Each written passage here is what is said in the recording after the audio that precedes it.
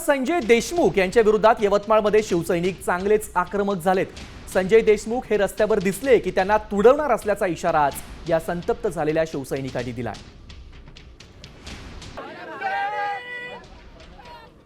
पैशासाठी एवढं विकल्या जावं?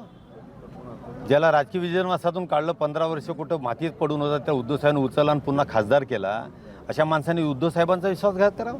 अशा हरामखोर माणसाला आम्ही सोडणार नाही। त्यांनी सर्व शिवसैनिकांचा, यवतमाळकर जनतेचा अपमान केला आहे। त्यांनी जनादेश विकला आहे। त्यांनी 60 कोटीमध्ये जनादेश विकला आहे असं आम्ही म्हणतो आहे। आणि लक्षात ठेवा, मी या माध्यमातून सांगू इच्छितो, तुम्हाला जर वाटत असेल की शिवसैनिक स्वस्त बसतील, काहीच करणार नाही। तुम्हाला सळो पळो केल्याशिवाय तुम्हाला मतदारसंघात तुम्ही पाय ठाकून दाखवा, गावात येऊन दाखवा, तुम्हाला दाखवून देऊ आता शिवसैनिक आहे।